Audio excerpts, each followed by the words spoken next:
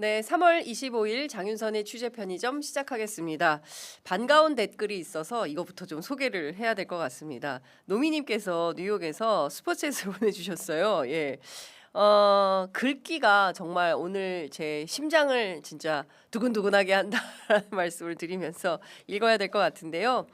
취재 편의점 안녕하세요. 편의점이라는 이름에 걸맞게 정치 경제 전반에 걸쳐서 다양한 의견을 내면서도 기계적 중립은 거부하고 취재 편의점이 너무 소중합니다. 타지에서 고국의 소식을 취재 편의점 통해서 볼 수 있어서 너무 다행이에요. 취재하시느라 밤낮으로 고생하시는 취재 편의점이 흥하기를 항상 기원합니다. 이렇게 의견 주셨습니다. 너무 감사드립니다. 제가 사실은 요새 좀 어제도 잠을 좀 설쳤는데 너무 속상한 것이 기자는요 평론가가 아니거든요. 다만 기자가 중요한 것은 기자의 중요한 사회적 기능 중에 하나는 여기저기 얘기를 다 들어보고 종합해서 이것이 옳다, 이게 맞다 라는 진실을 보도하는 것이 생명인 거고 사명입니다. 그래서 기자하고 그만큼씩 기자들이 비루하게 밤새 노동을 해서 하나하나 새로운 사실을 보도해서 세상의 변화를 조금씩이라도 끌어낼 수 있는 역할. 저는 그런 것 때문에 이제 기자 생활을 하는데 최근에는 취재해서 보도하는 것에 대해서 뭐 불만족스럽거나 내 의견과 다르다고 할 때 굉장히 이제 질타가 심한 것 같습니다. 그럼에도 불구하고 취재 편의점은 노미님께서 말씀하신 대로 기계적 중립을 하는 매체는 아닙니다. 정치 전문 강소 매체라고 할 수 있을 것 같고요. 최근에도 저희 프로그램에 출연했던 많은 출연자들의 발언을 인용해서 기성 언론들이 또 많이 보도하고 있습니다. 그만큼 영향력이 큰 매체인 만큼 저희들도 신중의 신중을 기해서 사실을 중심으로 보도를 하겠습니다. 기자는 평론가가 아닙니다. 앞서서 말씀드린 대로 현장을 뛰면서 사건을 추적하기도 하고 탐사 보도를 하기도 하고 정치권의 미묘한 긴장 관계를 잘 설명하는 것도 기자의 능력입니다. 이 검찰 개혁과 관련해서 여러 가지 그 갑론을박들이 굉장히 많이 나오고 있는데요. 중요한 것은 사실입니다. 대통령이 제가 그 취재해서 보도해 드리지 않았습니까? 3월 15, 16, 17 금, 토, 일 이 사흘간이 가장 중요했다라는 겁니다. 대통령께서 강조하신 것은 수구이예요. 수구이하지 않은 채 나는 못 들었다. 나는 그거 모른다. 그냥 그거 찍으라 그래서 찍었다. 이런 방식으로 해서는 곤란하다. 의총을 6번 한 것이 중요한 것이 아니라 내실 있는 의총이 되었나. 제가 취재한 바에 따르면 딱 3명만 발언한 걸로 알고 있습니다. 이 관련해서는 저희가 잠시 후 오전 10시에 김은지 구교영 두 기자 왔을 때 좀 더 상세한 말씀을 좀 드리도록 하겠습니다. 중요한 것은 오해하지 마시고 취재 편의점에서 저희가 취재 편의점이잖아요. 뉴스 편의점이 아니고 취재해서 보도해드린 그 진실의 행간, 그 의미를 여러분들께서 잘 살펴주시면 좋을 것 같고요. 진짜 그 노미님 말씀대로 밤낮 없이 취재해서 보도합니다. 어떨 땐 좀 서운하기도 해요. 이렇게 열심히 취재해서 보도하는데 왜 이렇게 다들 야단치시지? 서운하고 섭섭하지만 어제 제가 경향신문 그 라이브 끝나고 경향에서 걸어서 그 청와대 버스 타기 직전까지, 그러니까 그 광화문 KT 앞에까지 쭉 걸어오고 거기서 버스 타고 내려서 청와대에 올라갔는데요. 길거리에서 굉장히 많은 시민분들을 만났습니다. 그분들께서 취재 편의점 수고 많으십니다. 감사합니다. 이렇게 말씀 주셔서 정말 뿌듯했습니다. 그 기운, 그 힘 받아서 오늘 제가 첫 번째 준비한 소식 우선 영상으로 만나보시겠습니다.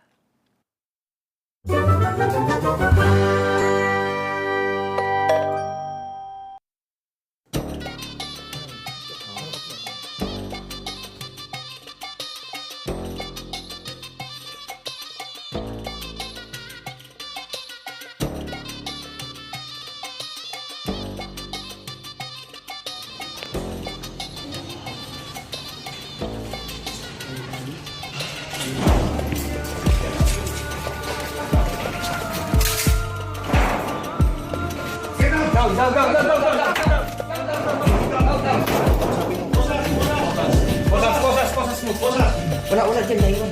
Get down. Good look. Bosas, Jason, bosas. Sige. Dali. Sige, ako na. Get down. 박광열 씨. 박광열 씨. Park yung yun. Bosas. Tali. Ayan yung folder, talihan nyo lang. Ako, bosas. Kaya yung cordon ng sapatos. 마비. 네. 자, 마치 취재 편의점이 그 KBS 추정 60분 같은 분위기가 나지 않습니까? 저 영상은 오늘 새벽 2시 반에 풀이 아마 됐을 겁니다. 그래서 경찰청 법무부를 통해서 사회부 기자들에게 풀된 영상입니다. 청와대 출입 기자들에게도 이 영상이 전달돼서 저희도 보도를 하게 된 건데요. 여러분 혹시 필리핀 텔레그램 마야광 박광렬을 아십니까? 2016년 필리핀에서 한국인을 무려 3이나 살해한 이른바 사탕수수밭 살인사건의 핵심 인물이지요. 필리핀 교도소 수감 중에도 국내로 마약을 들여와서 대규모로 유통하는 등 조직범죄를 자행한 범죄 혐의를 받고 있는 인물이기도 합니다. 그 마야광 박광렬을 오늘 새벽 2시 반에 정부가 필리핀 교도소에서 직접 한국으로 송환해서 데리고 왔습니다. 이 같은 조치는 지난 4일 이재명 대통령이 필리핀 순방 당시에 마르코스 대통령에게 직접 박광렬의 범죄인 인도를 요청한 데 따른 조치인 것인데요. 무려 9년 넘게 난항을 거듭했던 박광렬의 송환은 이재명 대통령의 강력한 범죄인 인도 의지와 외교적 노력에 따른 결실이라고 청와대는 평가했습니다. 방금 30분 전쯤에 대통령이 또 X에 글을 올렸습니다. 그 화면 띄워주시면 좋을 것 같은데요. 대한 국민을 해치는 자는 지구 끝까지 추적해서라도 반드시 잡습니다. 한필 우정과 정의를 위한 협력에 대해서 대한민국 국민을 대표하여 마르코스 필리핀 대통령께 깊은 감사를 드립니다. 이재명 대통령이 지목한 마야광 박광렬 한국서 처벌받는다, 벌받는다 이 기사를 링크를 걸어서 방금 전에 올렸는데요.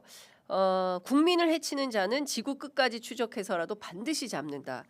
무슨 얘기냐? 박광렬에 그치지 않는다는 것이죠.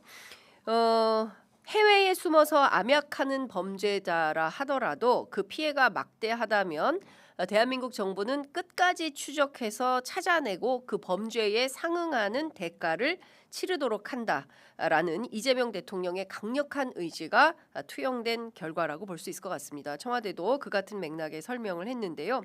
앞으로 박광렬은 압송 즉시 그간 그가 저지른 범죄 행위와 공범 그리고 범죄 수익 등에 대해서 끝까지 추적 수사할 것이라는 것이고요. 당연히 엄정한 조치가 있을 것이다라는 입장을 청와대가 밝히기도 했습니다. 앞으로 초국가 범죄의 무관용 원칙을 천명하고 있습니다. 지구상 그 어디에도 숨을 곳이 없도록 국제 공조망을 더욱더 촘촘히 구축하겠다라는 입장도 함께 밝혔습니다. 도대체 이 사람 누구지? 이렇게 생각하시는 분도 계실 것 같아요. 2022년 10월 필리핀 당국에 검거된 마야광 박광렬은 동남아 3대 마야광 중에 한 사람으로 거명이 됐습니다. 텔레그램 마야광 전 세계로 더 유명해진 사람인데요. 필리핀 당국에 검거돼서 징역 60년형을 선고받고 수감 중이었는데 중요한 것은 수감 중인데도 국내로 마약을 유통시켜가지고 무려 그 마약의 그 금액이 200억 원대라는 거 아니겠습니까? 아니 300억 원대라는 거 아니겠습니까? 한 달에 60kg을 이를테면 마약을 수입해가지고 한국에 유통시킨 그런 범죄 혐의를 받고 있는데요. 국내 마약 총책으로 알려진 텔레그램 아이디 바티칸 킹덤이라는 아이디를 쓰는 자가 있는데 여기도 박광렬에게서 마약을 공급받은 것으로 알려졌다고 합니다. 제가 더 심각하게 느끼는 대목은 이것입니다. 필리핀의 뉴 빌리비드 교도소라고 있는데 여기에서 이 마야광 박광렬이 VVIP로 지내고 있다라는 것입니다.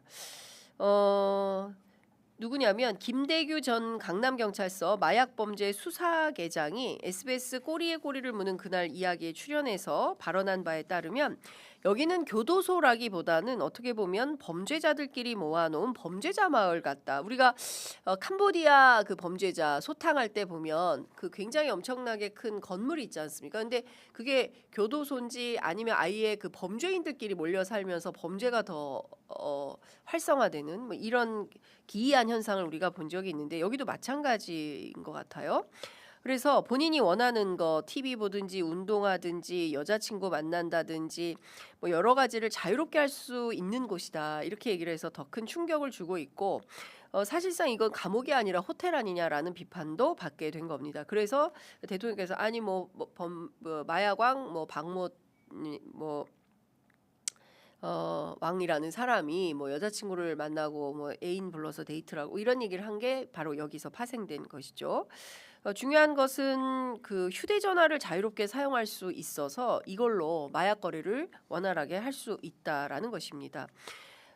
필리핀 당국이 여기 교도소를 기습 단속했을 때 초호화 빌라, 스파 욕조, 테니스장, 뭐 온갖 호화 시설이 발견돼서 더 큰 충격을 준 걸로 알고 있는데요. 관련해서는 잠시 후에 저희가 오혁진 일요시사 기자를 직접 스튜디오에 모셔서 도대체 이 박광렬이라는 사람이 어떻게 마약왕이 됐고 그동안 어떤 방식으로 살아온 것인지, 그래서 우리 정부 당국이 왜 이 마약왕 박광렬을 한국으로 끌고 와서 집중적인 조사 그리고 처벌을 받게 되는지 그 얘기를 한번 직접 들어보도록 하겠습니다.